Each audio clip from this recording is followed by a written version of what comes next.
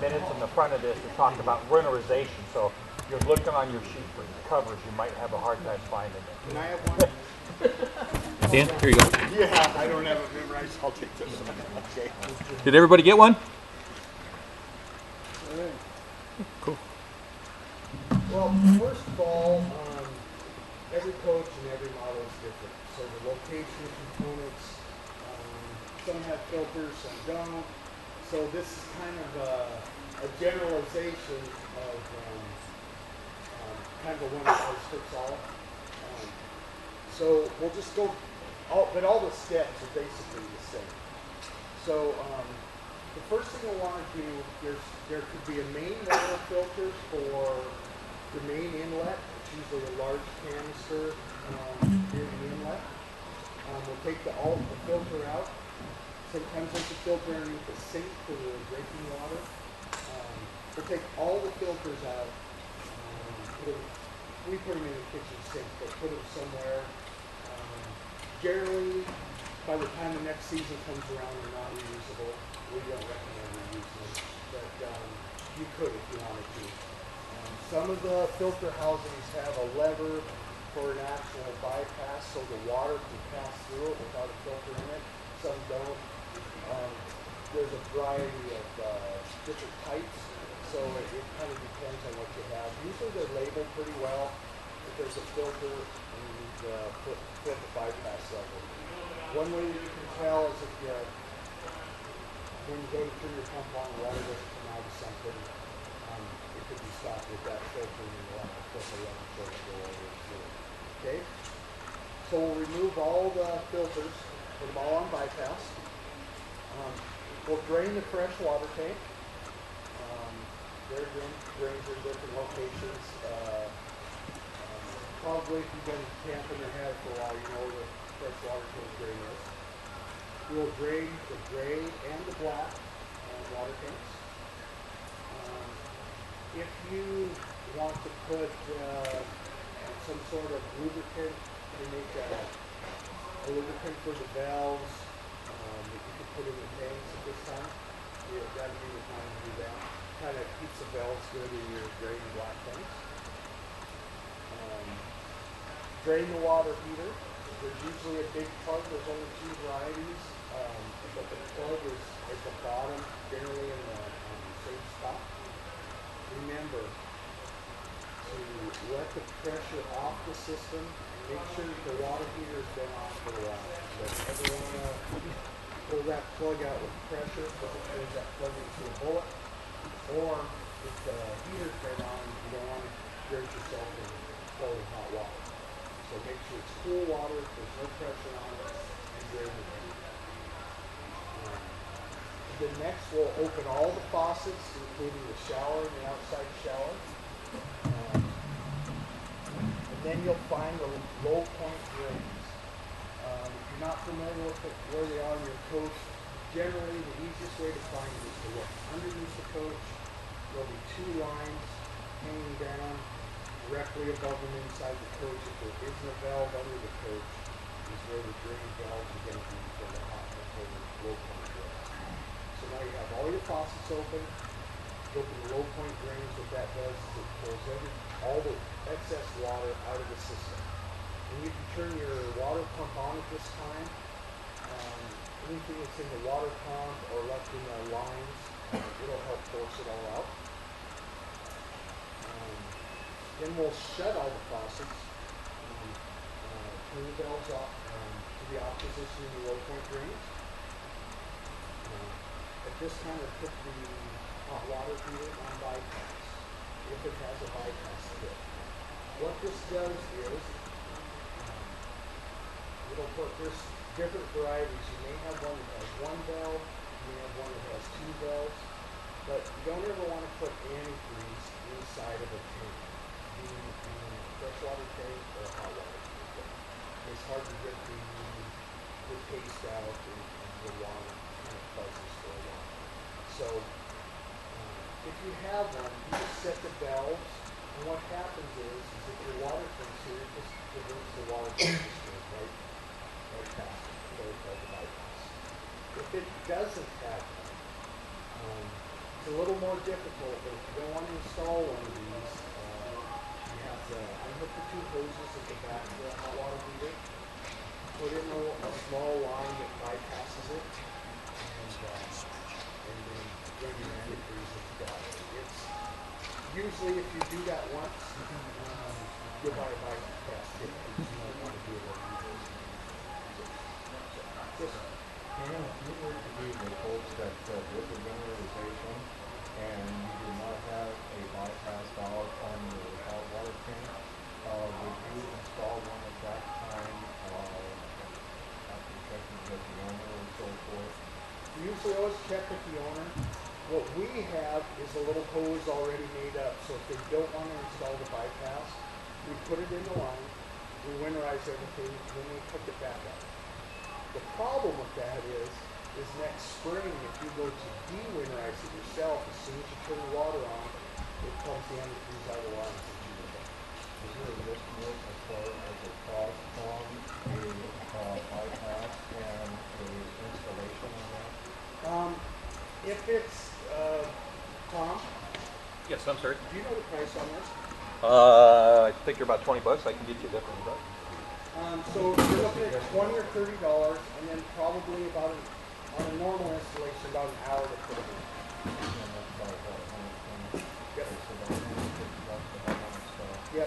I would say if there's, some of those that got them crammed in a pretty tight spot, you might have to remove some drawers or cabinets. It might take a little more time, but on your most basic install, I would say it's about $150. Okay. So now we have the hot water heater on bypass. At the water pump, you can either take the line off the inlet of the water pump, put the line through it so you can put it in your antifreeze jug. Some of the newer models come with them, or if not, you can install this little valve. What this valve does is it goes on the inlet of the water pump. Turn it one way, it sucks the fresh water from your tank. And if you turn it the other way, it'll suck out of this clean hose. So you can just turn the valve, stick the hose in your antifreeze bottle, and winterize your system. If you install $36, if you install these two things, or if you have them in your coach, it turns this into a half-hour job. Sometimes without it, it's an afternoon job. So if you keep in the trailer and do this all the time by yourself, these two kits pay for themselves probably the first time you use it. They have instructions on, pretty easy and stuff.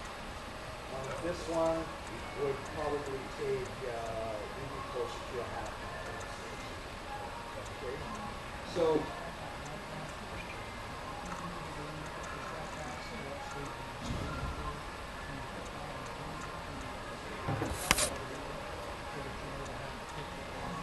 So then all you do from then on is turn it up. Oh, you've got a bypass. Oh, yeah. So this is just permanent. Once you install it once, from then on all you do is turn it off. And same with this. They stay in permanent. Okay. So once you have either put on your hose or turned on your kit so you can get antifreeze into your pump, you can put the, I'm going to try to follow this.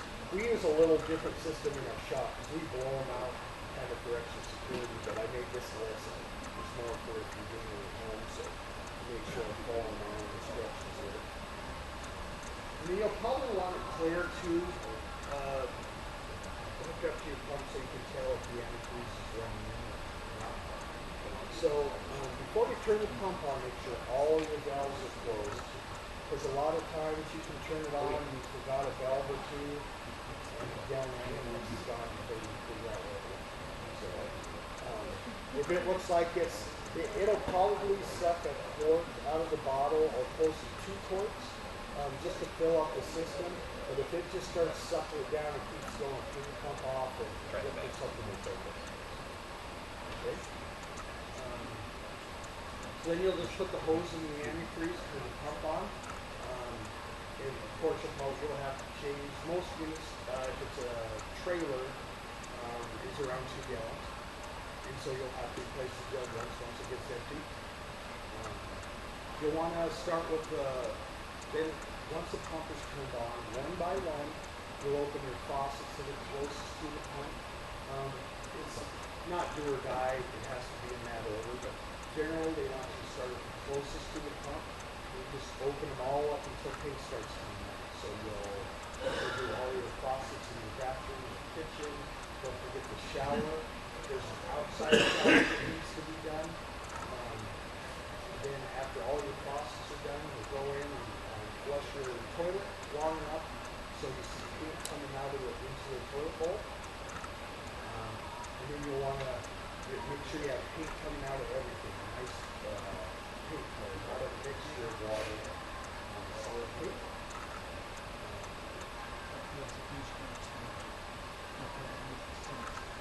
And then they have a way, kind of a fail safe that we do at the end to make sure the heat traps are taken care of.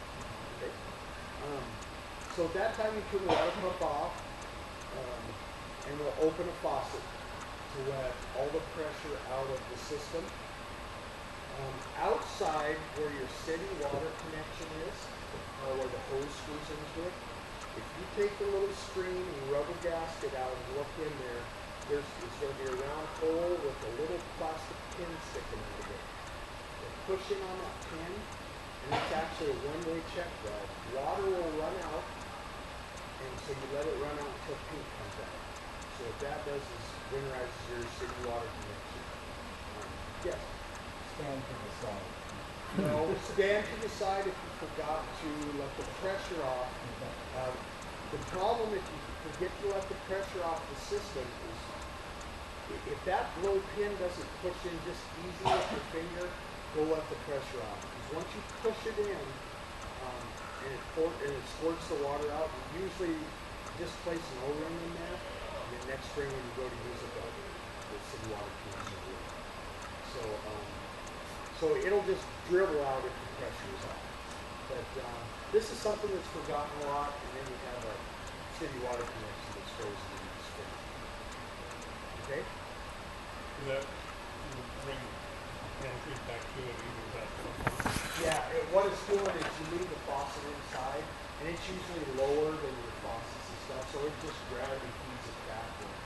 So the faucet you open, let the pressure off, and close that again. Leave it open.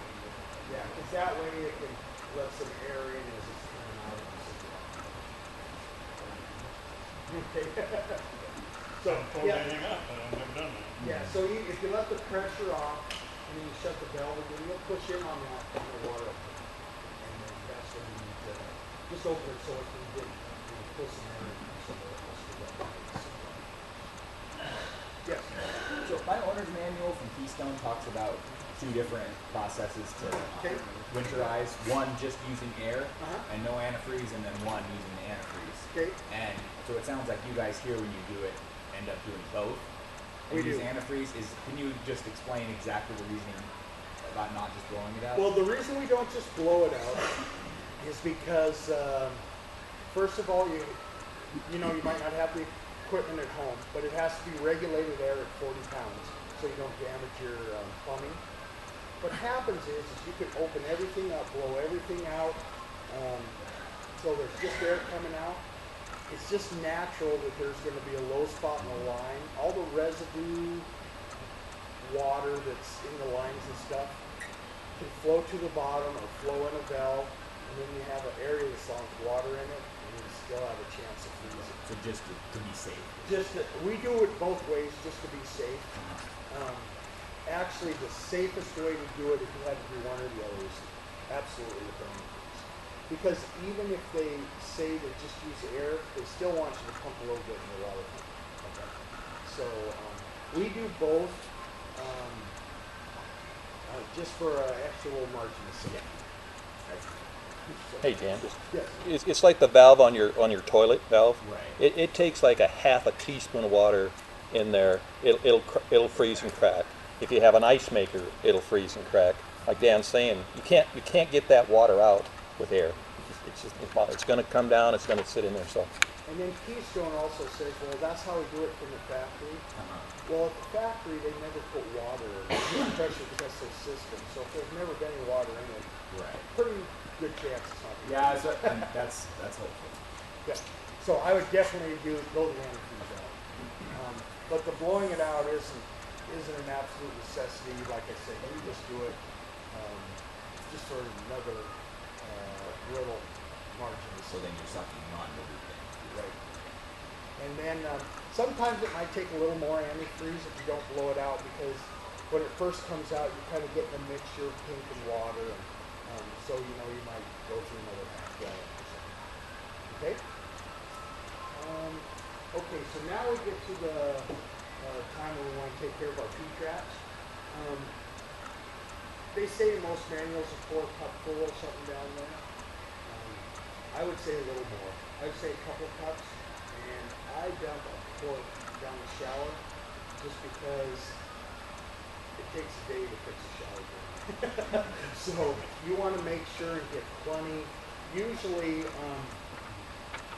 instead of pouring some down, you can also just run the faucets long enough. Okay, you have pink. Now we'll just let the faucet run for another second or two to make sure there's plenty in the P-traps. Always make sure to get plenty down the shower. The P-traps in the sink are pretty easy, pretty small, but sometimes a P-trap in the shower, if you ever saw one, is a big, round, fragile piece. You just want to make sure there's plenty of it. Yeah. And if you don't use your inside shower or your outside shower, is it necessary to drain the antifreeze out of those lines each season? Drain it out? Well, you blow it out, but is it necessary to have to winterize the outside shower and the inside shower? Yes. Each season? Reason being, if you're camping and you open your low point drains, some of that antifreeze can drain out even though you haven't used it in the lines. Well, then when you pressure it back up, you get a little more water in there, so you don't know if the antifreeze is actually staying in there. Especially if it's higher than your pump, it'll just about always drain it out. So every time, winterize everything. It's just for safety. Okay, so then we have all your P-traps are taken care of. The drains have antifreeze in them. A couple things you want to check. Your hot water heater, you want to make sure your electric element is turned off. The safest way to do it is at the circuit breaker. But what happens is if you don't have water in your hot water heater, and you turn the hot electric element on, you've got like 30 to 60 seconds and that element is turned off. So if you forget to turn it off, then you store it and plug it in to keep the battery charged, or maybe the spring you go in and plug it in, just load it up, or you winterize it. If there's no water in the tank, it'll bring your element down. So let's make sure that electric element is turned off. And sometimes, just turning off the switch, you can bump it accidentally turn it on. They're normally always marked. I usually just turn the circuit breaker on. Certain models, if you have a Suburban, has a small switch in the lower left corner. It's marked on and off, and that's when you let it down. Turn it off there also. Then that will blow it down. So make sure that is turned off. Close all your faucets. And then on just a normal travel trailer, you're done. You'll want to wipe up the paint because it can stain a little on certain plastics. So you'll want to clean out your showers and stuff. Sometimes it takes a long time. The faucets drip for a while. You can put a rag under it so it absorbs the drops. But usually, unless there's a pretty good puddle sit for a long time, it won't stick to stain the plastic. So now there's a couple variations for the little bit bigger or fancier units. You can have a washing machine or an ice maker in your refrigerator. Usually you want to look on how the manufacturer wants you to do it. Without being able to show you, some of this might not make sense, but I can tell you generally what you have to do to winterize it. On a washing machine, once your pump is on and it's all pressured up, you turn it on a cold cycle until you hear the water running, then you turn it off. Then you put it on hot cycle, turn the machine on again until you hear the water running inside, and you'll hear it bubbling inside, the water coming in. Then you'll turn it off, put it on a warm cycle, and let it go through a total wash cycle. So it'll wash, spin, and drain. And so this could take another gallon to 2 gallons of antifreeze, but that's going to get antifreeze in your hot and your cold side and in your drain. So then that'll take care of the washing machine. If you have an ice maker, on the back there is a small blue valve with 2 wires running to it. And that's the valve that actually lets water run up to the ice maker itself in the fridge. On the bottom there's a small clear plastic line that you take off the valve. And we usually blow that out manually, because if you just run antifreeze through there, you've got 3 or 4 trays of pink tubes that don't hold together very well in this room. So we'll blow that clear line out, and you have to make a jumper extension cord to plug into the little valve, take the wires off it, put this on. What it is it's the Winterization extension cord with 2 female spring connectors. You'll plug it in, and water will come out until you see pink. Now remember, this is 120 volts, and it'll get you, so you have to make sure everything's insulated. But that's about the only way to make sure everything is winterized properly for ice maker. And that valve is very visible in the back. It's about this size, and it's always blue. So turn it on off. Put your jump cord up to it. Plug it in until, and that will open the valve until pink comes out. Plug it, replace the wires, and put a hose in. When you get into water, ice makers, washing machines, having somebody winterize it for you is a good investment. Because if you do, it's very expensive. Washing machines are, $1,500, $2,000 to automatic install. Even though the valve and the line isn't for the ice maker, you have to pull the refrigerator to do it. So that's a mistake you don't need. So if you have a washing machine or an ice maker especially, you might consider taking it somewhere. So, is there anything I went over too fast or that you didn't understand? Yes. I assume there's probably a separate seminar for this, but someone mentioned, so for de-winterizing, do you usually blow out the pink stuff or just flush it through with water? Flush it through with water. Okay. No big deal. And when we de-winterize, you want to make sure to de-winterize all your lines before you put the bypass on and run water into your hot water heater.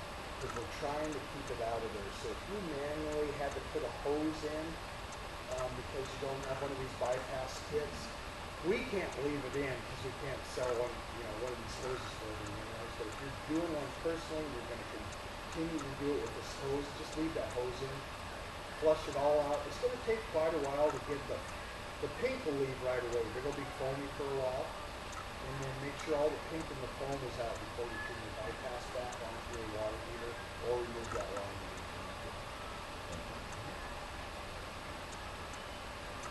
And then once this is all done, I usually try to, even though there might only be a few quarts or a gallon in the tanks, I try to let everything out of your holding tanks.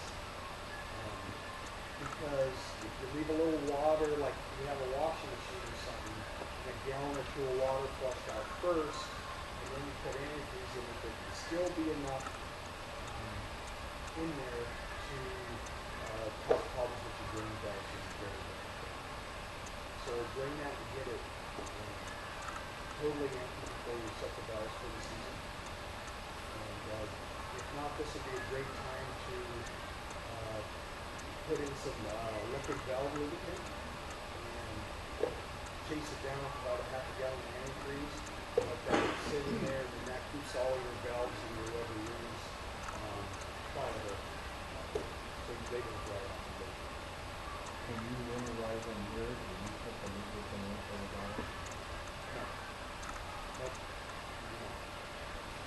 Can that be done in a rotation valve? Yes. Yep, all you have to do is mention it, and I'm not sure what it costs, but Two things we always ask people is the valve lubricant. There's a storage thing to put in your holding tanks to keep them so they don't get odor built up over the winter months. And the last thing, if you're in something like a motorhome where it has a generator, we're going to ask you if you want to put stay-bill in it and have us run your generator to keep the so the carburetor doesn't gum up over the winter. But we're going to ask you those questions. It's not part of the typical winterization. this winterizes the coach. But if you have a motorized, this is also a good time to check the antifreeze, cool it for your engine. Like Tom mentioned, we usually, if it's gas, we put stave all in it, because one of the biggest reasons the generators don't run right is they varnish up. And they don't allow us to rebuild carburetors for emissions reasons, so if that happens, usually you're buying a $300 or $400 carburetor. So if you have a motorized, it might be a good time to put some stave all in the main tank and run that generator a good half an hour or an hour to make sure it gets up there. Anything else? Okay, well, thanks for your time. Have a good day. Is there anybody going to be living in their motorhomes or RVs this winter? Excuse me. Anybody that needs heated water hoses? Anybody need to get discussed about? We're going to be living in it during the winter. Okay, that's fine. Dan, thank you. Thank you guys. We do have Jerry Shepard. He drove up here from Denver. He's going to talk a little bit about the AGCO tire covers and solar panels. I'll let you go in here, Jerry.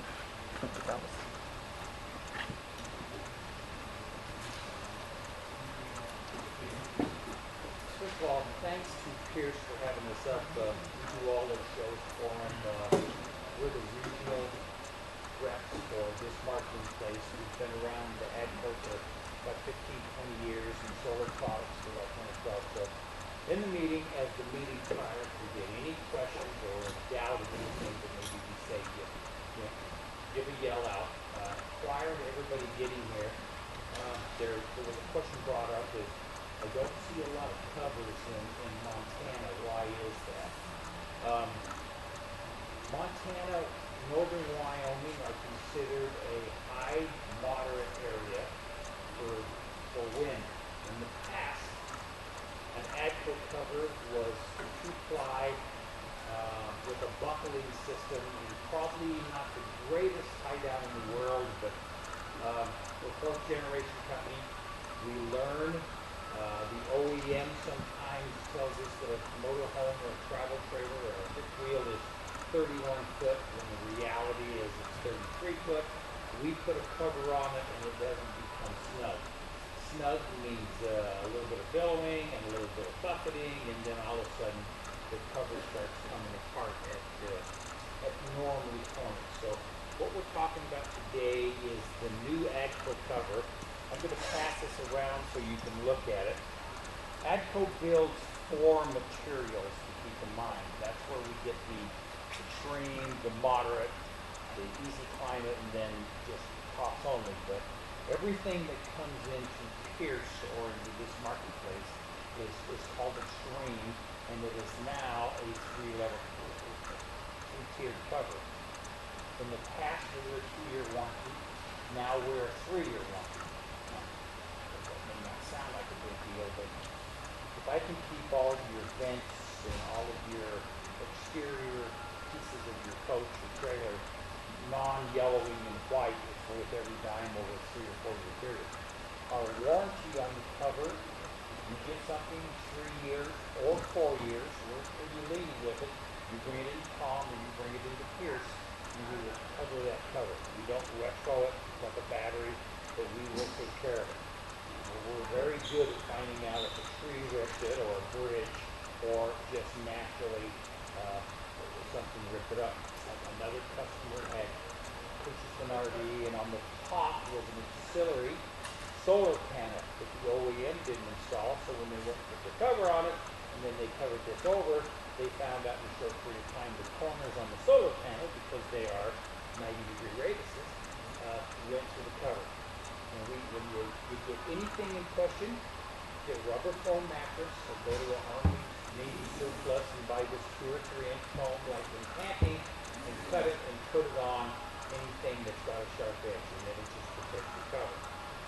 But the new covers now that are brought out, every side radius or any bottom or top is 3 layers of protection now.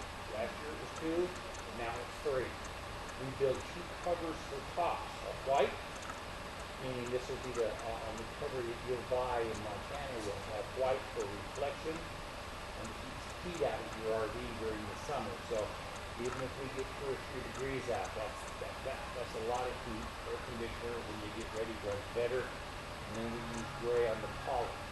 So I'll pass this around so you can feel it and touch it. You'll see this has a single zipper on it, but on an actual cover, this is what you're looking at. Here's last year's colors, white, and then this year's color. You'll see is gray on gray. So that's how we kind of decipher what we call windproof with the new AGCO cover. Doors. Where's the doors on my RV? You'll have front zippered doors, meaning 2, so you'll get access to a back door unit, or a middle door unit, or a front door unit. When you measure this cover for your RV, don't really take the OEM what they say, because in some cases you may buy a 35-foot RV, but you'll have a ladder on the back, and that ladder protrudes 6 inches, 7 inches, 8 inches, or maybe you've got a spare tire carrier on the back, or a tire that was added as an accessory. That has to be to length. We like to build within a foot and a half of the actual size front to back. So if you've got anything on the front or anything on the back, measure that as part of your cover. And then when we go to applications for your unit, we'll show a fifth wheel at 41 foot, but that 41 may be 41 to 42.5, or 37 will go to a 37.9. The new covers now, you'll have buckle front, but we've added what we call some stress levels. On a pair of gym trunks, you'll always see a 4 or 5 inch heavy rubber band around the waist. This year with the windproof, on the total bottom of the cover, all the way around, is this elastic waist, if you want to call it, and on the top. So when the cover comes over the top now, it's encapsulated in the top, it's taut, and it's firm, and on the bottom, when it comes around, it is 4.5 inches, so you don't have to pull cord, you don't have to jerk on a cord. You still have tie downs that go under the RV, that are weighted, throw them under, put them in, and that keeps your bottom from fluffing, if you will. But if this corner, bottom corner, or any place on here that meets a roof and a radius has now got a 3-ply rating up here, and a 3-year warranty, so you can see it. The white is called IVAC, it's a DuPont made material, it's in white. The gray is SFS off the shed. The differences would be extreme climate, heavy duty cover versus maybe a San Diego type material. Again, we build 4 different materials. We build bicycle covers, we build ATV covers, we build automotive covers, truck covers, and all the way up to gas. Pickup campers, fifth wheels, travel trailers, everything up to 45 foot. In our last year's seminar, we had a couple here that had just bought an application that we don't make a cover for. So a utility trailer or a specialty trailer or something different. And we get a number of customers that put a cover on their Class A, called a special trailer. We do build those. They're custom. You can come into your dealership, give us the measurements, front measure, side measure, and what the trailer kind of looks like. We will custom build the cover for that application. There are applications coming out all the time, like these teardrop trailers that you see, or these older retro type trailers that have the old body styles with wings. Very, very popular today. We build covers for those now. So if you've got an application, we build for it. We're a huge company in outdoor furniture. So more than likely, if you've got a patio set and you cover your table and chairs, it was an AGCO built product. Fourth generation company, been building covers for a long, long, long time. Good, bad, or indifferent, you get a lot of customers that buy on the internet. Don't blame you at all. Get on the internet and you need to save $100 or $50 or whatever it may be. We police the internet real close on our pricing. I can't have Tom Pierce selling a cover for $300 and my other dealership in Denver or in Phoenix selling one for $40. So we're awful guarded about it. You cannot buy a cover at Camping World. Camping World makes their own covers, and they make them offshore for most all the sewing and the manufacturers also. We get a lot of people that say, darn, I bought a cover from Camping World, but it either didn't last long or it didn't fit well or whatever else. So we just let you know that we sell to wholesale, two-step distribution, and to RV dealers alone. So when you price a cover, you'll want to use Camping World's pricing to go to your dealership and talk to it. When we do these seminars, we allow Tom at Pierce a pretty good discount for people to buy a cover today, tomorrow, or during a 30-day period of time. So we want to measure your coach, look at it, get the measurements of Tom knows. We'll ship a cover if it's not in stock in 24 hours, Tom? 72 hours? 32 working days. Working days. So we'll offer that. So we have given Tom a special price for those who are looking for a cover or what should I look for. Now all of these notes up here in pink are my cheat notes. So as I go through real quickly, and if you get any questions, you know, but fabrics we built are Sombrella, which is a stiff, heavy, waterproof fabric built for the marine industry. Our custom covers are traditionally built in Sombrella for the durability. And then the Tyvek, which you see here, is the white, and the SFS is the gray. Again, same zipper pattern. If it's a toy hauler or rear entry door, when you buy that cover, that's what you'll get. You'll get the entry door on the side. So it's no good to you storing your unit with a cover on if you can't get in and out to do something. So we figured that out some time ago. So we'll make at least two door systems on the cover.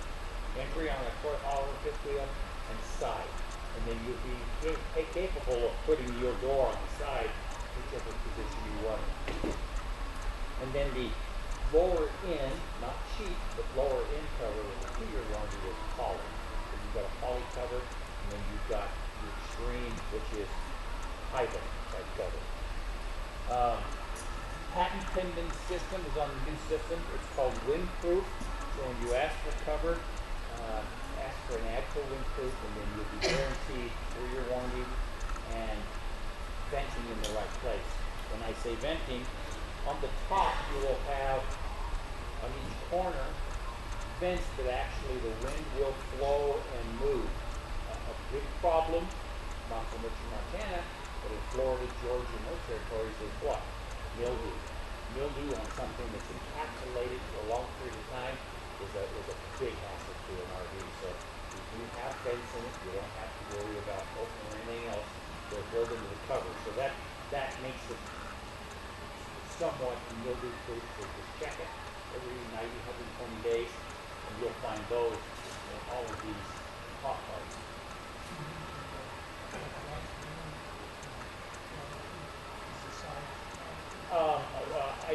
Waterproof is, I guess, an improper word to us. Anything that's in long duration of rain, water resistant is a better word. If the material is built, it will not deteriorate, and it will dry fairly quick when the sun comes out. But you couldn't submerge it with water to get into it. But the white on the top is really built for UV sun protection to keep reflection off, and it does keep the RV cooler.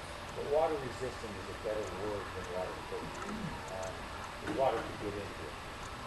And when you cinch them down, they're always longer than the side of the RV, so you come under anywhere from 6 to 8 inches when you pull your straps through. Sometimes water will come up into there depending on where you park at. Campgrounds for a long time to stay away. The internal strap system is probably the best feature we've done. This long strap all the way across the top and the bottom, it fits very, very well. It takes the crinkles out. So if you see covers in a lot of campgrounds, you see them kind of crinkled at the nose or crinkled at the back. So when you put this new front strap on, and you bring these ears or flaps in, it becomes very, very taut. So when the cover is on, and you pull it over, this will be your cinching system to the front. No longer do you have to run the back, pull the strap. So it will make it very, very taut. We want to take the wind out from blowing on an edge. That's where the cover comes apart, and that's where you're unhappy. But if you get 4 or 5 years, the UV protection alone is worth every dime the cover is. And you can figure about $75 to $100 a year is what the durability is. And if the wind never comes up, you may get 6, 7 years out. We've got covers that for a long period of time that would look very, very good. But we've also seen RVs going down the road that all the doors and hinges and the trim work is faded. I mean, that's what Mr. Sen does for you. So we call it a climate control. No, if you're in heavy rain for 2 or 3, 4 days, it's a good idea. You can get up and pull the cover off, or you can send your wife on the roof and she can do it for you.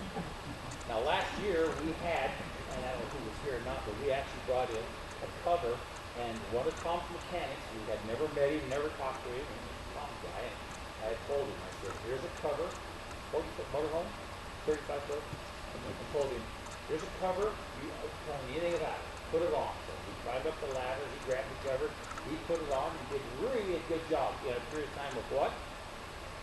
About 30 minutes. I was going to say 25, 30 minutes. Great job. He put it upside down. He didn't sell it, but that's okay. You should learn. And again, White was down against the roof, and then once he did, he just had to pull one side over and everything else. But did a good job putting it on, switched it down, did a great job. But everybody in here, when you first put it off, in the bag, if you just leave the bag back in your RV, go up the ladder and pull it from the bag, it is loaded ready to walk up the back of your RV, pull it to the nose. Now since we've got this big rubber band now, lay one side on the left, one side on the port, okay? And then pull it down from there. And you should be able to put the cover on in 30 minutes is probably a good number. 25, 15 the next time. But it's very easy. It's not light. If you pull it off, and if your white is on the bottom of it, you're going to be reversed. But Tom's guy did a great job. Well, for his first time, he did a good job. You'll always see him in campgrounds. You'll always see him at KOA or storage block when they're down and tight. Used to be, we tell customers, please go back after 90 days or rain, because you will get some stretch in the rain. So now you've got to cinch the cover, have to back up. This new rubber on the top and the bottom should eliminate that for you. We think it's a good system. Also with the new covers, since we build tire guards and tire covers and regular tire UV protection, all the new windproof cover come with 4 tire guards in it as a freebie to you. That's a value of $70. $75, $80. So it's a good deal because tire covers, we really advocate them to cover your tires. You spend $800 to $1,000 for a 22.5 or 24. I mean, you're talking on a 6 wheels, pretty big expenditure. So we keeps it from cracking, keeps the oils and everything in. Good item to have. So we just now add them. Anybody that puts AGCO on the unit, you'll now get tire guards part of the unit free. Extra bottom reinforcements on the unit. Again, a 3-year warranty. Oh, I'm sorry, go ahead. I have two questions. One, what kind of weight are we talking about when my wife gets up on the roof? She'll be able to, it's about 31 pounds. Okay. 31 pounds. So when you send the tire covers, I noticed like a 1 and a 2 that had a various tire sizes on it. What gauge do you use to know which tire guards to send with a particular cover? You will tell me prior when you order your AGCO cover, or we do a part number 44332. Okay. You're going to tell me that I have 22.5s, XYZs, and then we'll take it from there. If for some reason it comes in the box incorrectly, Mr. Tom and his crew, if you stock those, we'll just be giving you. But they're tire guards that are in it. They're not the full cover around it. So just they roll the top and down to keep the sun off. But in most cases in Class A, it's going to be 2 wheels. A 19.5 or 22.5. Big buses are 24.5s, but not super common. 22.5 would be 80% of it, I guess. You betcha. The cover, very well, very well. I mean, we get icicles hanging on them, we get snow on them.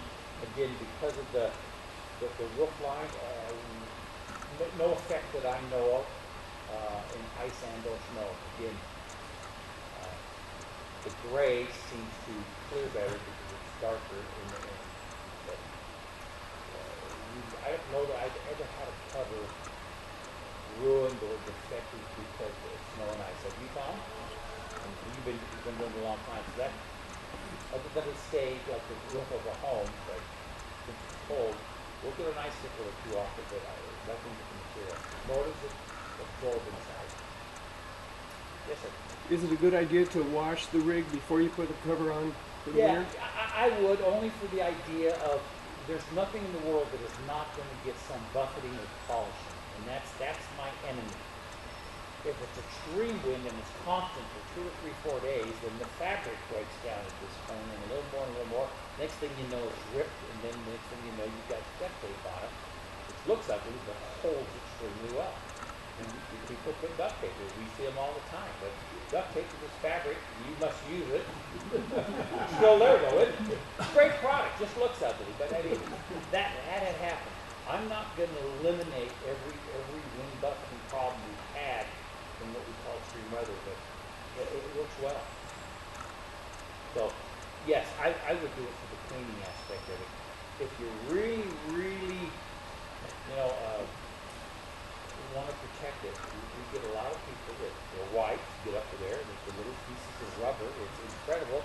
Pull this down, and then the husband pulls it away, and then they shove in this rubber matting on the corner here, or wiper blades. Wiper blades will buff it on the front, so we've kind of eliminated that problem this year because of the way the ears come across on the front. We get that pretty hot, so you don't have to come back. I've always advocated rubber bungees, which is going to cost you $2, $3, $4 here or wherever you want to buy them, and not the round one with the vinyl ends, but the trucker bungee, if you know what I'm talking about. 2 or 3 of those underneath it, or in the front and back on the flaps, always keeps hot. And I don't have to go to the storage yard and check. See the drain, I have a little slap in it because of the rope or a strap. And these are wet. These can stretch a little bit. As long as they become hot again, you're fine. But a lot of people don't trust that. So use a trucker bungee, and you'll get way more usage and years of use out of your cover. Just $5, $6, $7. Is there a place to hook those to? Yes. As you see on these units, where the straps are in the bottom, there will be a grommet, or you can go right to the strap. And use the strap as your tie down point. What about on your roof? On the ground floor, cover for your roof? What's gonna happen there? Well, in the past, this is made to go over those as long as it's factory OE. If you've installed anything on top, you're gonna have to cover that with rubber or foam or something. So as again, one of the guys in here, I put a solar panel on.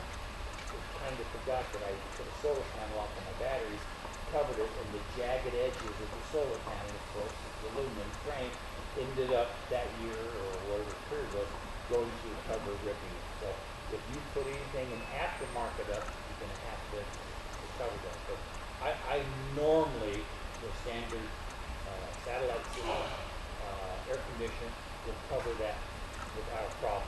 My enemy is the tire carrier or ladder that's the back that they forgot to measure. So when you look at an RV, they'll be marked 41 LK, telling you that's supposed to be 41 foot. But it's probably, if it's a ladder on the back, 46, 45 and a half. Again, I build them about a foot increment. I don't build them to where they're 2 or 3 foot. Yes, sir. I noticed online it was talking about the ladder where it comes up over the top, as far as a protector on top of that. Now, is that sewn into the cover itself, or is that an addition that you put over the ladder before you put the cover on? In most cases, people will cut a garden hose and put over the radius of the ladder, or in question, this rubber heat insulation you cut in half and put a slit in it. It's like a sponge. Again, goes over that radius. But I don't worry about that if I get hotness on my cover and pipe. Unless it blows or wiggles on it, it's not a problem. My seams come apart now and in the past on the top edge where that rain gutter is.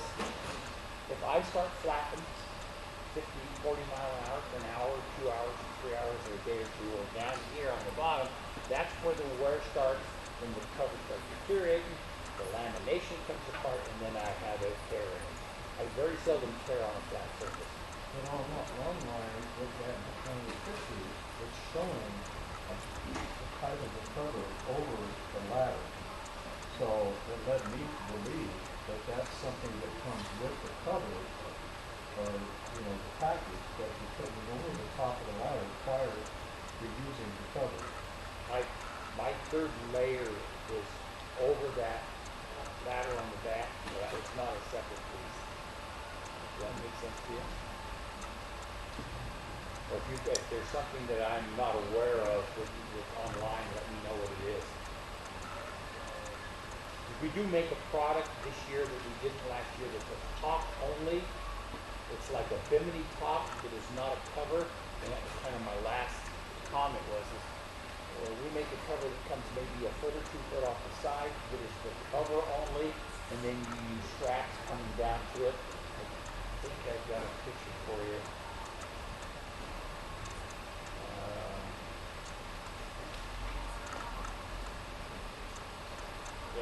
I'll just pass this around so you can look at it. It's called the roof cover. That's a fairly new item for us. It's right there. It's for customers that doesn't want to cover the full unit, and it is a cover only. If that's what you're looking at, that's new to us this year. Yes. Yes. Down to their property. Again, these pieces of foam you buy at Home Depot, get them, cut them in section. It's got a hole in it already. Jam it over it, and then when you put the cover on it, it'll keep it from coming through. But yes, they are a problem. Yeah. Everyone's got them now. Like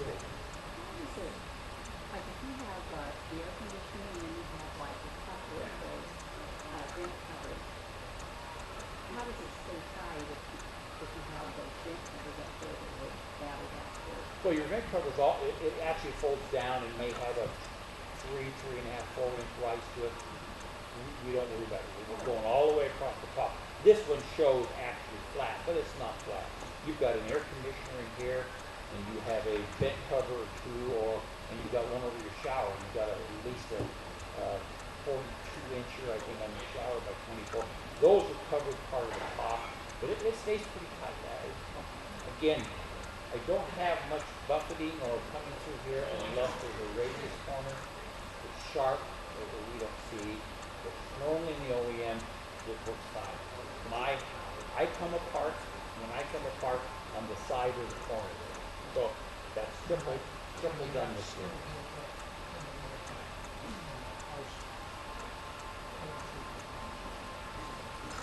Right? No problem.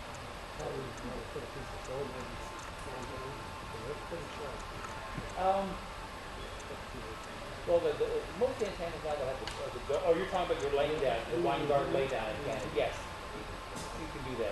Again, 90% of the time, guys get up there, well, they cover it, and it's not an issue that we have a lot of problems with. We don't get many calls that it came through the top abrasion port.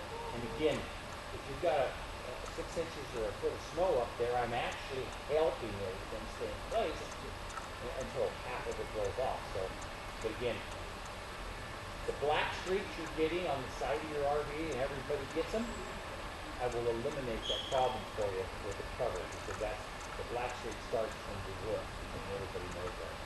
You got a question, sir? I ask every salesman out here about the trailer cover, and they say, oh no, don't get one because it wears the fiberglass. And so I hesitated. I finally bought one, and now I'm thinking, mine weighs, it's got to be 75 pounds. I don't think I'm strong enough to lift it up there. And you start from the top and break it down. Is that how it works? Yeah, as I said, when this comes in a bag, and you see boxes. I got a box. Okay, in the box. Now, two things. If you ever try to put it back in the bag, you'll have to get 400 Chinese and Japanese people to do it. You got coordination. You cannot do it. It's terrible. But if you take it out its first time, it's out the proper way to go onto your RV. Just get on top or walk your roof and set it. And then it'll just be a long 2, 3, 4 wide. Put the left over, put the right over, get off your roof, because then now you've got your straps to bring it down. So you think it is a one-man job? I'm thinking I got to get Well, you guys to do it. Tom's got it last year when we do it at all the dealerships. We have a show like this, and we get somebody that's never put one on. It's one person on the roof that lay it over. Now, there may be a case that it may take 2 people to get it up to the ladder, but we generally, on a standard travel trailer, weigh 31 to 37 pounds. So you had one that weighed 75 It pounds? seems like it. I could barely lift it. Mine's like 36, I think. I don't know. I still got it in the box. Well, this is 37 pounds right here, and it's complete, but I doubt that weighs 40 pounds, 45 pounds. Now, if it was a custom trailer, it would be a Sunbrella fabric. Sunbrella is a little heavier, but 50 pounds would be probably pushing it. I think it is an ad quote that I got. It's a, yeah, but no, don't worry about it. Why are the salesmen saying, oh, don't put them on because they'll wear the fiberglass? And they say it's better not to have one on at all. Everyone out here said that. I asked everyone. One guy finally said, oh, you better put it on or it'll wear, I'm thinking, well, shit, yeah, better put it on. So, I don't know. I can't speak for all the sales. Is it a new material that doesn't wear the fiberglass as much? No, the new 3-ply were way more comfortable against the buffeting. But we totally advocate in a high wind stress area. If you're in a heavy wind every day, I don't know that I would put one on a year, 2 years ago, but I am not afraid to put one on now, because now I'm the 3-ply, I've taken care of the problems that I knew I had in most cases. My comment to you would be, in 3 years, your RV is going to UV and turn color on somebody. And to clean it, and to clean UV with a cleaner is not the easiest thing in the world. You have to use a fiberglass cleaner and get it out, clean it up. It will clean up in most cases, or a color back. But I would, for $300+ or whatever it is, I'd cover it. And if a salesman in a dealership saying don't put them on, don't understand that. We sell thousands and thousands of covers. I know, I kind of ended up getting one. How long have you had it? What's that? How long have you had it? Just bought it, still in the box. And that's why I was wondering. Oh, okay. I haven't looked at it that close. I put it in the trailer. I've never moved the trailer, so I don't know. Yeah. I'm not good. I'm still. You know, it's the easiest thing in the world is not crawling on the back of an RV trailer on that ladder to start with. I mean, Yeah. it's good, bad, or indifferent. And now you've got to haul a cover up. So we have your person or friend lift that cover to you halfway up and just take it out of the box like toilet tissue out of a dog, pull it straight to the front, and then kick your sides over, put it on. It's not too bad. Now you may have to lift it over a satellite system, or lift it over an antenna, or lift it over a They're made to fit over the air vent. conditioners. Yeah. Once you've got it over, just make sure that the white side is up, if that's the cover you got, or you'll be taking it off and reversing it. White side goes up. Yeah. Just like this. I've never had a cover so long as I had a building. Yeah, well, if you got a building you're in shape, you don't need a cover. Yes, ma'am. You know, like on the top of the fence and stuff, where the cover of the fence and the people, so if we put a bunch of foam up there and then we put the cover over there, we're gonna have mildew problems. No. And again, we're not in a high mildew area. If you were in Florida, we'll recommend that 3 to 4 times a year you take it off, check your coach, but your nose will tell you more than anything else when you get into it. They get real musty smelling, but I don't notice it very much up here. And most of our covers are done in a storage lot or put on this time of the year and then taken off first of the year or when you take your RV out, other than going in and just checking as most guys do. So, question was brought up, Mr. Tom, that dealerships recommend not to put covers on. So that came up as you were off wandering around. I said, well, who knows? Well, again, if you're like in, in a high wind area, like up in Browning or something. Yep. It's hard to keep a cover on a coach. In Billings, you're going to have those storms where, like Jerry was saying, you're going to have to come back and check your cover. But again, what you folks are paying for RVs nowadays, it's a cheap investment. It really is a cheap investment. Your question, the vents are already there. You don't have to worry about opening or closing them. And again, we don't see it very much in my marketplace, but I know my counterparts in Southwest, mildew is a serious problem down there, covering anything. And we don't sell great numbers down there. We sell this new top cover just for the idea of the UV on the paint and turning those body parts to cream looking, as you can see. And once those kind of turn, you're not getting them back, no matter how much rubber you do. Let's see. If you have a Winnebago, great. We are the supplier to Winnebago, and we make the big W Winnebago on the side of your unit. So those are a custom unit now. It's coming more and more all the time because of Allegros and Winnebago. So we are the supplier to a lot of OEM categories and people Denver like designers. You know, it's like the Denver Broncos. We talked about air vents for the mildew. We talked about the rear warranty. The climate control on Tyvek is our number one fabric. The top cover that's brand new that I passed that piece of paper out to see, that's anchored down from the wheel system. And again, it's a top cover owner. It's like going to Army Surplus and buying a blue tarp and putting it on your RV and then pulling the pipe. They're somewhat popular if you don't want to buy a complete unit, so we do have those available.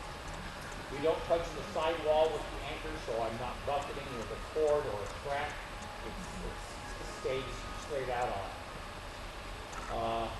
We'll prolong the roof life with the cover on top because the sun is cooking on top of that roof, whether it's a PVM or it's fiberglass, and a year to 2 years it will turn color. There's just no way not to see your RV turn. You may not see it right away, but the guys and gals have really polished the spot. It's quite amazing how much sun affects that. I mean, it's a big surface to get going. Moderate climate are SS. High end are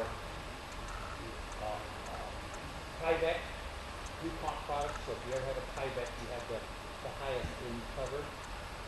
You'll either get black or gray, or you'll get white.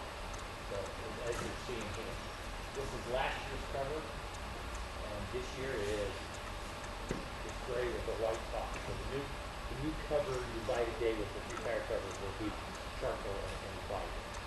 We make windshield covers. We make windshield wiper covers. A windshield wiper in hot climate on a big glass window is worth about 3 years. Windshield wiper blades, if you bought them, are $30 to $70 a piece.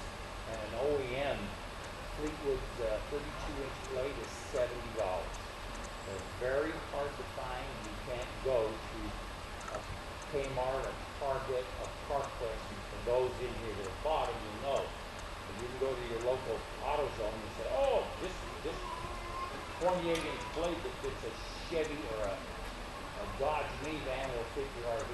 It may fit, because most of them are single pinhole or J-hook now. And that blade is a heavy saddle blade, so stay with RV blades. Tom sells them. Most RV dealerships do, but if you don't think about it, you know, 2 blades at $140 is pretty pricey. Cover them, you'll get 3 to 5 years out of it. Why? The sun cooks the rubber and takes the oils out. And it's always setting against your windshield in the flex position on the blade. And when it starts moving, sometimes that flex won't go as it's made back and forth. Not a big deal, but if we do sell a lot of wiper blade covers. We make fifth wheel skirts. We make air conditioning covers. If you just want to cover your air conditioner and don't want to put this on to keep your air conditioner and your fins clean, we make those. And then of course, bikes, vent covers, motorcycles, all the way to the big Harleys. Those are made in quality material. Fast, quick, easy, and with a zipper. Cinch system, 4 tire guards, extremely breathable Tyvek. Polypropylene sidewalls, nothing touches the sidewall on the cover. All the straps are either at the bottom of the cover or on the front nose piece and the rear piece. Meaning here, all the corners are reinforced. Zippers, we talked about front zipper and side zippers for it.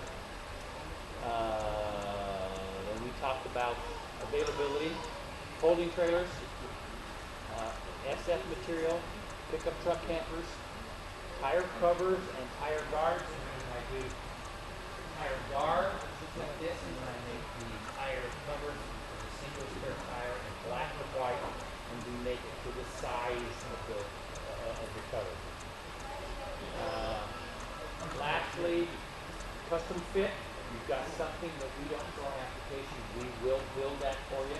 It's 2.5 to 3 weeks to start. Once I get the proper measurements, it has to be a utility trailer or boat trailer, or if you're fortunate to own a $2 million Prevost that's got a $500,000 Federal trailer, you do a lot of cover on the next one. Yeah, well, I'm amazed at how many we do. Where I'm from Denver, we have a 5-star travel park that only caters to the Prevost and Newell, some of these high end. It's quite impressive to see it. There's 300 of these guys in the rallies going through. The black street deal, I went over that pretty quickly, but I don't think there's an RV here that hasn't had a black streak problem. With a cover on through the winter or most of the time, we will eliminate that problem. So that's coming out your roof totally. And that was a good thing to have the gutters on to it. That takes a lot of dirt and stuff off the top of the roof. So if anybody's replaced the roof, Tom and I went out and actually did a job estimate for a customer when I came up with a roof problem. He actually did it free, but you know, he'll be roof back, but I think that's going to be a $3,000 or $4,000 job. So they're expensive, especially if you have to roof the flat. And it comes with a storage bag. Try to stuff it in there, but it can't be done. Once you take it out, yeah, use the bag for laundry or something else. It's just incredible. And like I say, if anybody's got any questions for me or needs anything, we are going to run a today or tomorrow special, we've got given Tom some special pricing, so his prices today, or Pierce's prices today will be outstanding for you. If it's in stock, great, you can carry it out today. Tom sells a lot of covers. If you've got Adco's promise, if you ever have a problem with your cover, and the tiny you own it, up to 3.5 or even up to 5 years, we'll back you out. You don't hassle with customers. We've been doing it a long time. Way more pluses than the downside. The downside is putting on your roof is not the easiest thing in the world. You don't want to paint a hard up there. As I know of, we've had nobody fall off yet, or at least threats to us, but complaints that, roof's not the greatest place. But once it's covered, your RV will look good for years and years and years if you're going on. No. It's a good idea if you're in a heavy wind area and you're putting a lot of dirt and stuff on, it's like fine. You can car wash your oil, your garden hose, and spray it if you're high dirt on top of it. Most of the time, it doesn't show too bad. Again, my marketplace, it will be day in and day out in the storage yards and in the KOAs. They don't get too dirty, they don't look so bad. And even if they think they're the spike, but I'm sure there's dust and dirt on it. When you take it off and restore it, and put it back on, it's an option for you. We don't get many people doing it. Yes.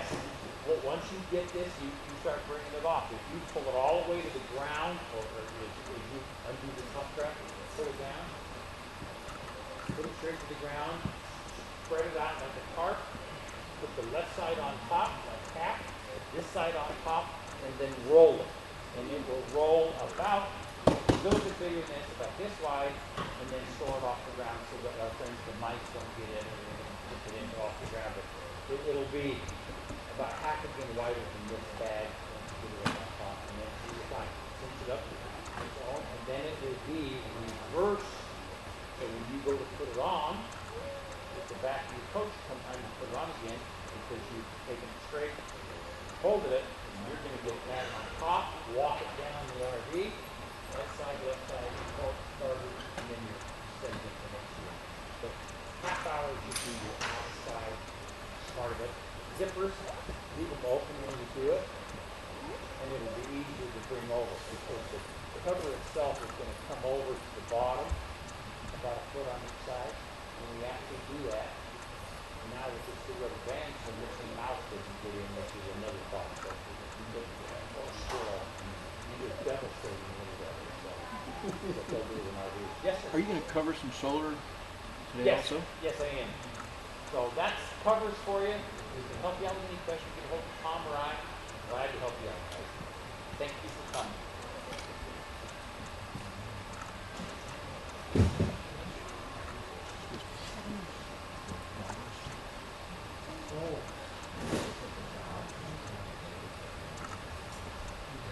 Yes, sir. Yeah, right here. That little one? Yeah. Is that what you were talking about? It's not in the catalog. It's not here, but I do have it out. Anybody put wire in there with the That's it.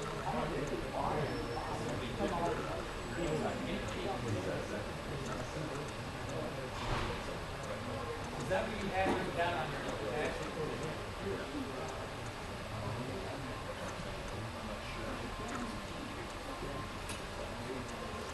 We don't ever put wire in there.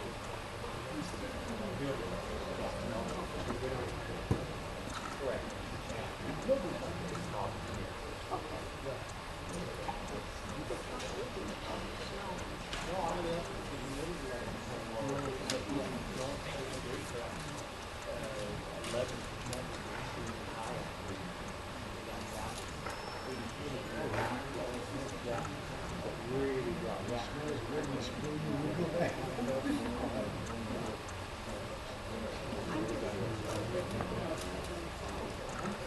No, so the covers that been all the way around. Yeah, like this, and you see them here, they're all the way around. If a little bit of wind comes up, it's coming in, they're going down. So yeah, very simple. I don't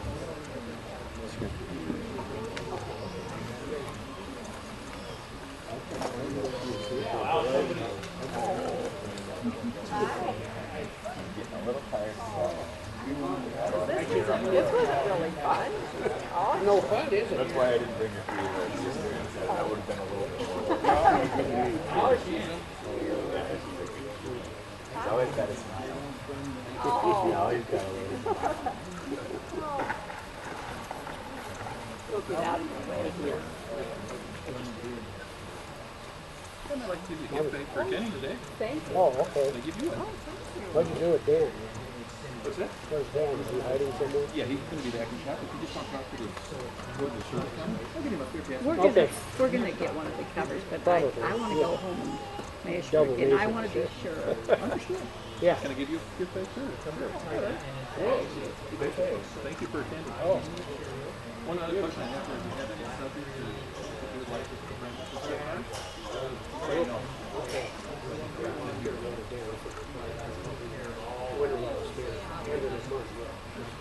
Yeah, the guys in the counter want to make that. Yeah, quick.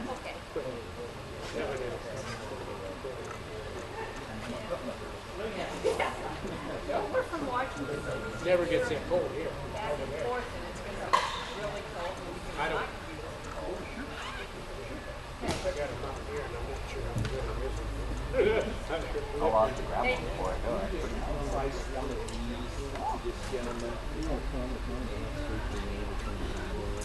Andrew, question for you guys. I just have a real quick one. I just do a perfect time. I'm buying so my, I have a 24 wood. Yeah, let's drop it quicker. And I measured it out from the back to the front. They're all kind of different. Just, Probably just 24. And just get some 24. stuff in But I do have a spare tire. Yeah, no, just measure for me. Well, it ends up being like 24.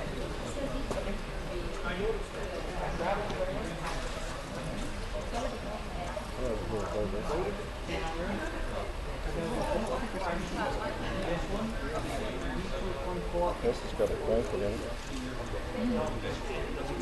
So basically, if I should be going over that. What do you want to do? If I'm over 24. Yeah, and it'll change that. Okay. I was just worried about having a couple inches, jumping up to the bigger size, but it seems like you're having enough. Yeah. Great. Well, you're safe. Thank you. Hi, how you doing? Doing great, thanks. Sir, can I give you a gift bag for attending today? Yes, sir.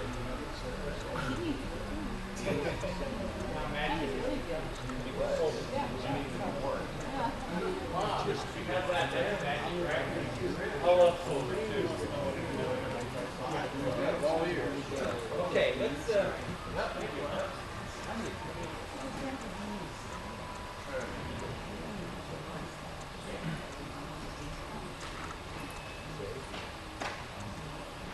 okay, we're gonna, go ahead.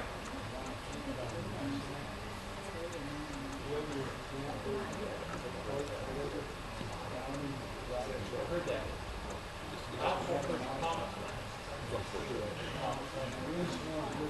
Down. Right, right.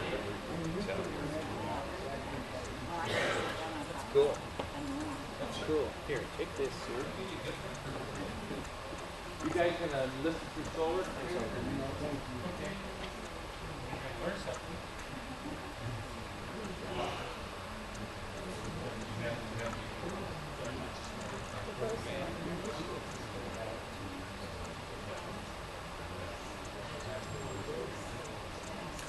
I don't need one.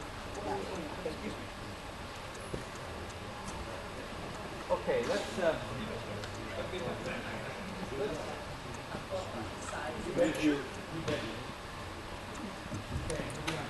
talk a little bit about solar. What did I do? No secrets to solar. It's all right. You're okay. 101. Sure, can I give you a gift Have paper? the sun, have the battery, and I need to take the sun and put it to the battery. So let's say that I have a Group 27 battery or a Group 31 or whatever it may be. How fast can I get the battery to come up to the sun level? So, solar panels are built with three types of material. Monocrystalline, polycrystalline, and low-end energy products. You'll see most camper and RV people use poly and monocrystalline panels, which you see as these big ones over here. But everybody in this room has bought a Sears charger or a Montgomery charger at one time. 6 amp or 8 amp batteries. So what I do in the solar industry to help the consumer is you walk into the store and say, Mr. Store, I want to do a TV, 2 lights, and my water pump. Basic camper, I don't want to do anything else. I already break that down for you and say, keep your battery full. These are the numbers you need. Or I want to do TV, light, battery, water pump, fan, table, laptop, or television. Then I can do that. So we make it to the application you want. My point to you is, I can put the sun into any of these solar panels and into a battery. It's how long do I keep the battery full at night when I need it? 1 hour, 2 hours? Do I need 2 batteries? Do I need 3 batteries?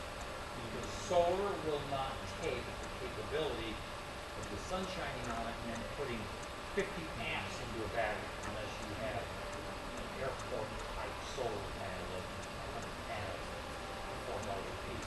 So what we do in an RV is we have 2 batteries, starting battery and house batteries. So what we tell the average customer is a panel of this size can be a 5 watt, 10 watt, up to a 20 watt. And what these do are normally roof mounted on your RV. Or if you don't want it roof mounted, you can just put it on your dash. It comes with a cigarette lighter plug. That's those people that smoked 25 years ago. Now they're called a power outlet or regular alligator. So this should be on your starting battery so you never have that battery. Now, in most cases, I will not charge the battery that's been dead. Will not do it, will not do it. But I'll maintain it. So if you've got a new, good shape battery, I will keep it maintained at the volts to start your unit. Critical to know is solar. Because I want to put the key in and I want to start it and I have to go. So a small unit like this, they're called charger maintainers, keeps your starting battery going. That's normally a Group 24 or a Group 27. In an RV, it could be back bigger. But if it's 40 below zero in Montana, a charged battery will not freeze. But if it's down a little bit, man, it's broke, it's cracked, it's fluid everywhere. They'll freeze tight as a drum because the electrolyte is not. You cannot freeze. So it's extremely cold, a charged battery. So that's the important part of your big battery. Now, let's talk about house batteries. Now, all of a sudden come along many years ago. I want to do all my appliances. I want to do my TVs. I want to do everything that I've got at home. So now I've got to move into minimums of 90, 100, 150, or all the way to 450.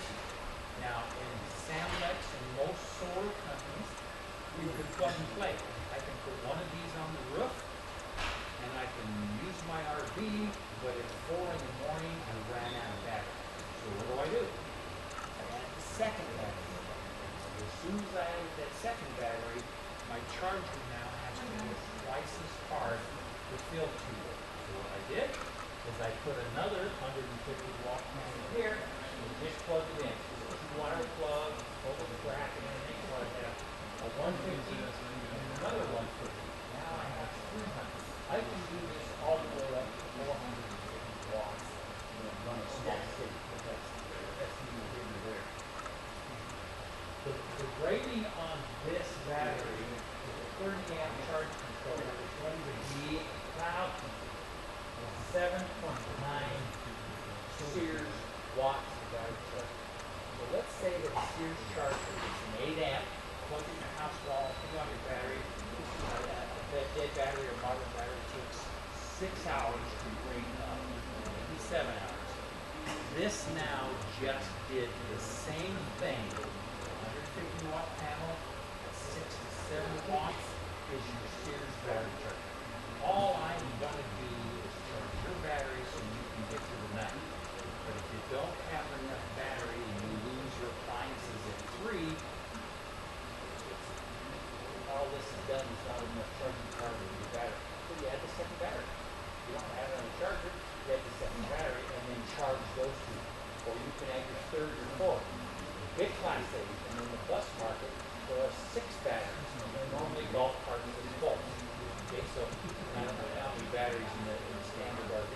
Normally it's a Route 31 or 2 in bigger RVs, and in some cases there's 1. If you've got 1 battery, and this on your roof, you can probably get through the day. Now, if you're not running your air conditioner at night, and that's kind of the killer. The worst appliance in an RV there is, the worst appliance is a woman's hair dryer. It's 1,600 watts. Your wife's in there, running your hair dryer, and it's 1,600 watts out of your system. A TV may be 350, toaster is 11. So the high appliances. If you run a toaster and a hair dryer, you're taking your battery hours probably in half or 60%. So I have to put Mr. Sunshine back in it fast and quick. So this 100 or 150, here's 100. This 100 is, I want to show improperly with the battery will take. The battery will only take so much. And I want to charge the battery, not with this panel, because this panel has diodes and features in it that when the battery says I'm full, I don't want any more, we shut it off. So it doesn't do anything. We're not regulating any power in your battery. So they're kind of like the smart chargers. Now this 100, so you know, is equivalent to 5.7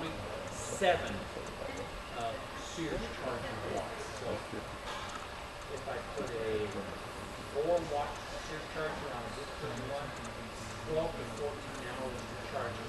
If I do this one, because I'm putting more juice on the sun in, it equals 7 hours. So as you see what we're talking about is, I don't care about what night I'm charging it at night. Just a little charge a little bit. I can actually charge in here under fluorescence. And if I take one of these out, have a little blue light on it, it charges all the time. But I get full sunshine on this and putting the full watts. So one of these, 8 watts. 2 of these, almost 16. 4 of them, 32, and that's overkill, very expensive, that's $2,000 or $3,000. It's more than you put on an RV. Now you're talking bigger applications. So in the standard everyday RV, solar is really getting to be a big category. Now, what I make, and we're doing extremely well with them, are these guys.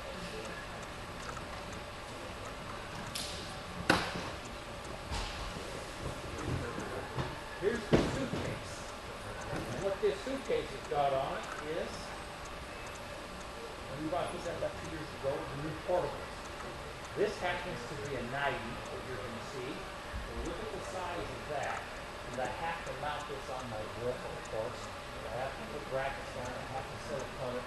This is a great charger. Great charger. But that's kind of old school. So what's new? In this nice Denver Bronco carrying case this morning.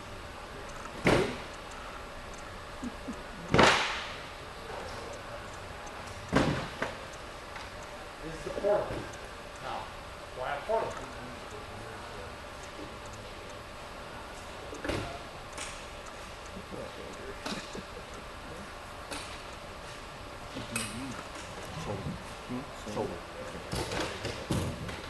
So here I get up in the morning, and the sun's coming up in the east, I just walk out, I put this on the ground, because if I don't put it on the ground, it's gone that night, and it's the building's green lights the next day. I mean, and that's what happens.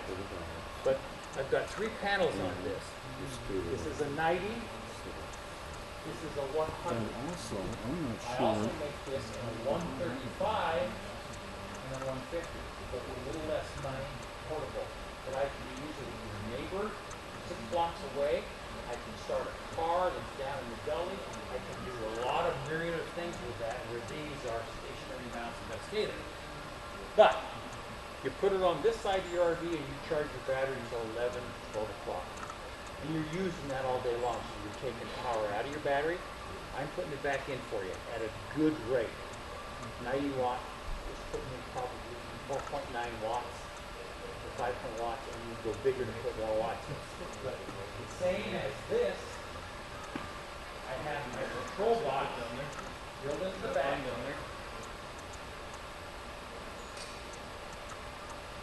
So this is the back of the unit, what it looks like. There's your controller down at the bottom, and you can see, oh, I need more power, and I'm going to do more.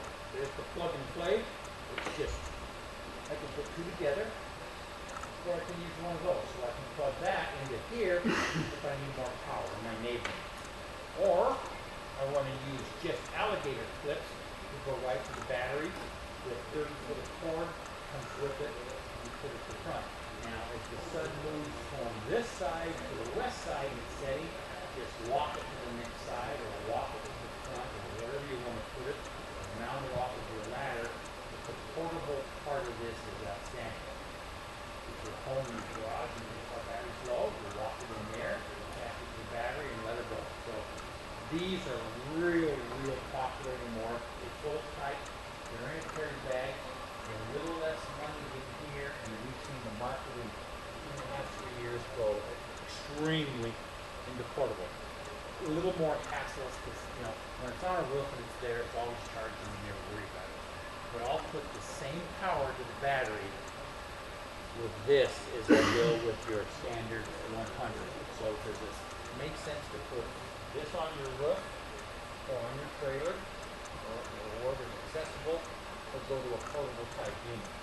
Or does it make sense to go with these and put these on your starting battery and then these on your house battery and going? So again, it's not rocket science. This is your control module or your charge controller, and what this does, these come in 10, 20, and 30 amp. This regulates the sun coming in. These, and you don't have to, you don't worry about it, you don't worry about overcharging the battery. This is the dude that is mounted on this in the back, and right here, that's doing all that for you. The maintenance on a solar system is absolutely zero. Other than check your battery on a timely basis, just like a car battery. So, you know, you've got fluid in it, you're opening the cap and you're looking at it. But the pluses of it is, if you buy any RV, you've got the option of putting this panel on and be all day long. I kick in solar at night time. That's when you need me. You want to run your lights, you want to run the appliances that happen to be 12 volt. That's what I do. If I run out of battery at 2 or 3 in the morning or 4 in the morning, then I only have 2 options, and it's easy options. Add that second battery, more storage for usage, and if you run out at 10 or 11, you only get 2 or 3 hours, and you can add a solar panel to it. And we make them 150 times 3 all the way up to 450, but that would be, I don't know that we do except exploration vehicles and somebody that's in portside for a year at a time is just out there with a bank of 2, 3, 4, 6 batteries. My last RV had 6 volt batteries in it. It was a 6 volt, a little bigger battery, a little more storage charge to it. And I was running a 90 watt panel on the top. Occasionally, I couldn't run my refrigerator. The refrigerator was a 110 converted to 12, and I think it was just a little over to the unit, but, I can do about anything that fits your need. 10, 20s, or 30s, and this is your magic brain box. This is part of these packages. I can sell you these packages with these in it or without. Some people may have one or they elected to go somewhere else, but Samlex is an excellent quality company. Most all the panels that Samlex make are Bosch crystals.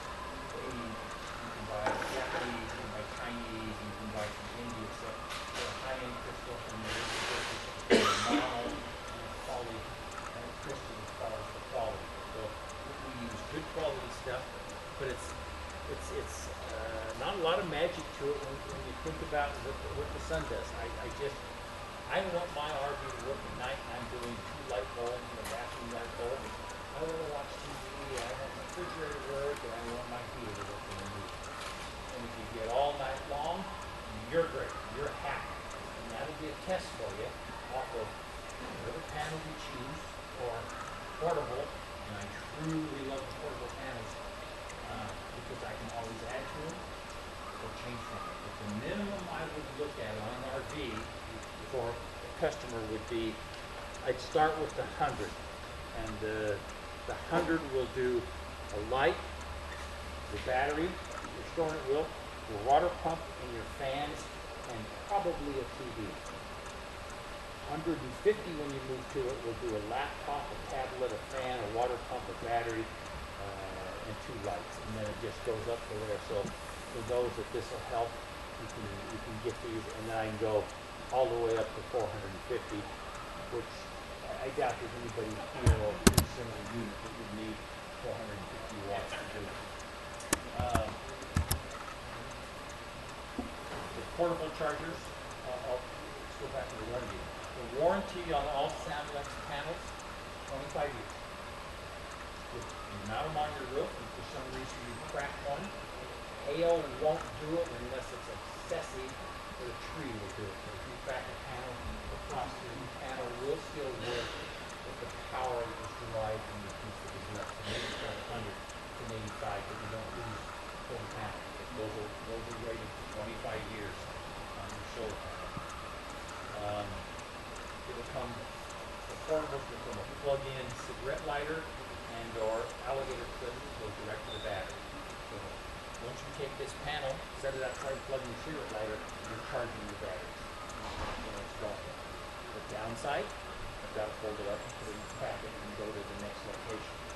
The good part about it, when you're traveling with him and his car won't start, or his coach won't start, and it sits down from you, this isn't going to help unless you've got 200 feet of cord.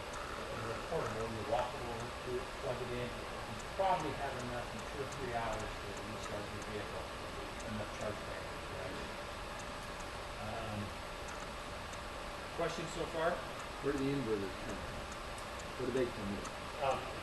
If you take this, it's probably best to just show you.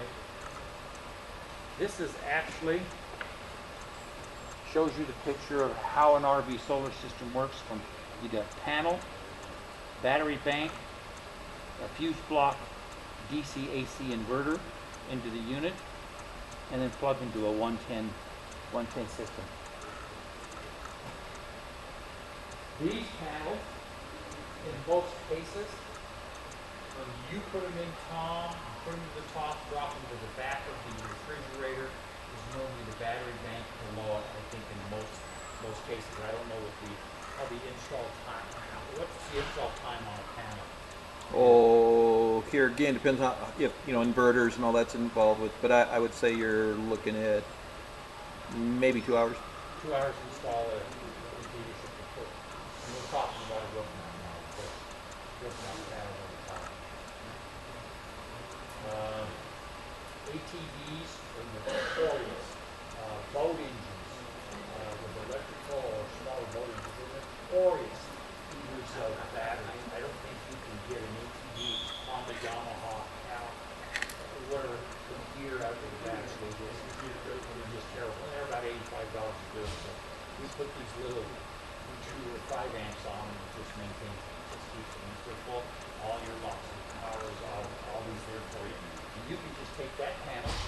set it right on top of your SUV. You put it on the dash of your car. So if you're stored in a storage facility, your RV, just plug it in the cigarette lighter, take this, put it on the top, you're done. And it'll maintain your charging battery. And give you that. That second one can do the others, but these would be too small to do that.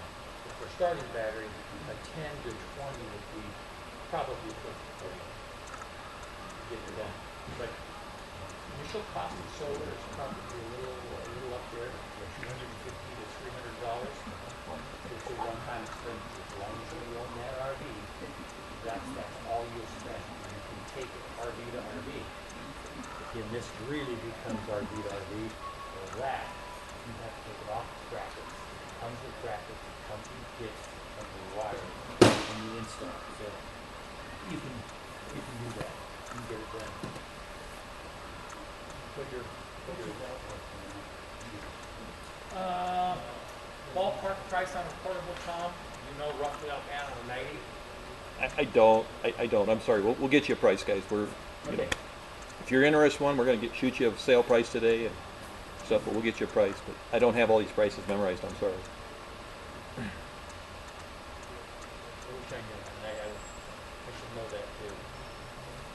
That's kind of the newest. I can go get one, Jared. I can go get it. Huh? A 90 Yeah. watt A 90 portable?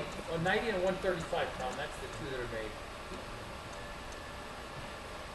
Again, we're doing that's like a one-time deal for you. I bring you the marine, I bring you back to the TV, I bring you the RV, I bring you any situation where you've got 12-volt needs. I can get it started with high-end watches. Works well.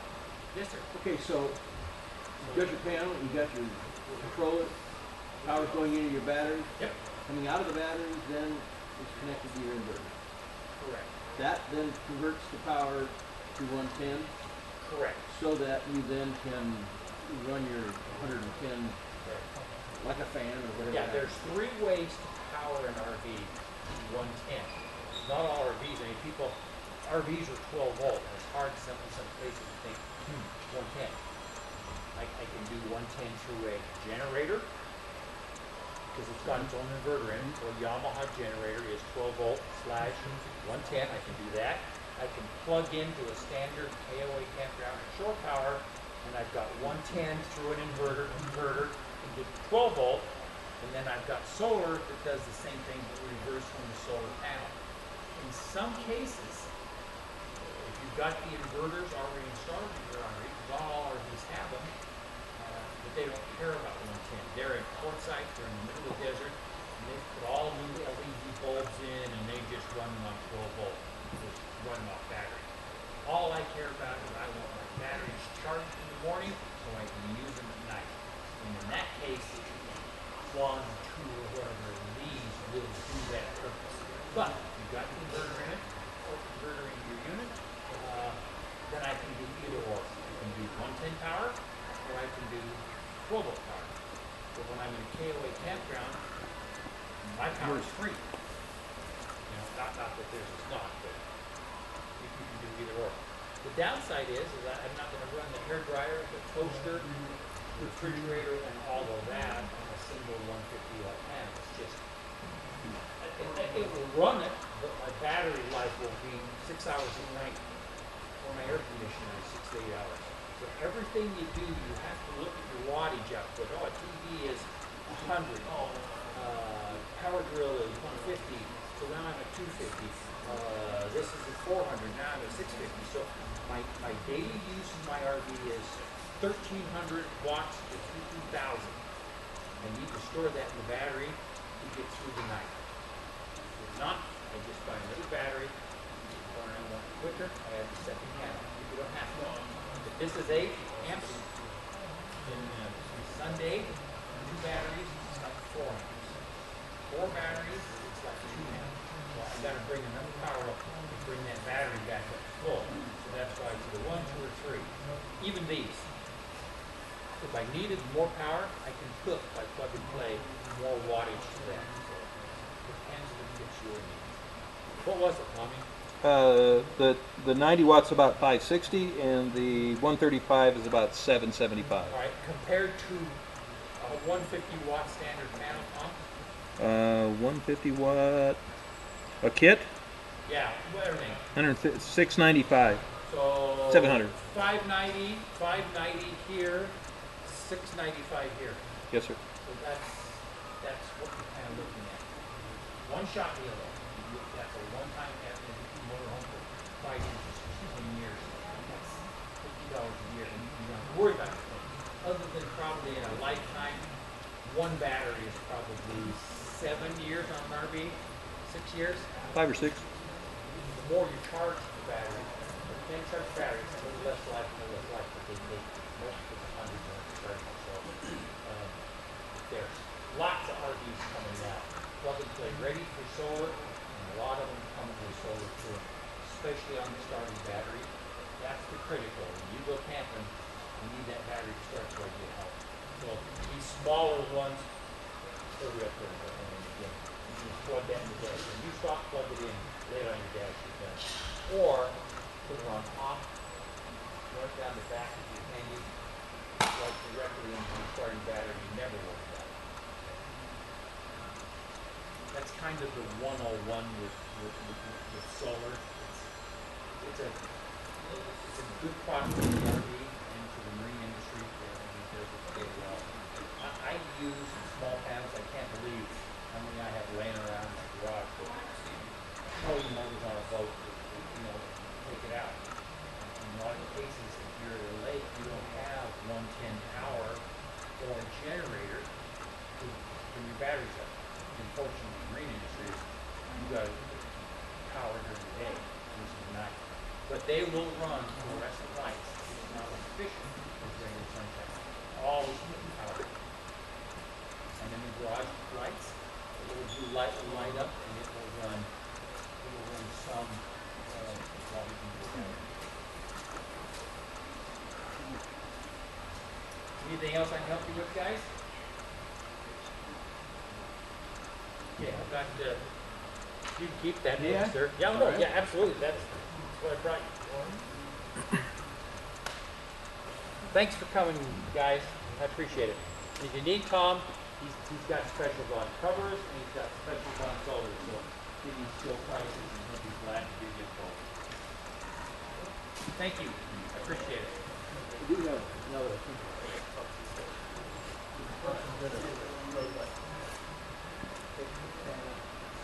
Huh?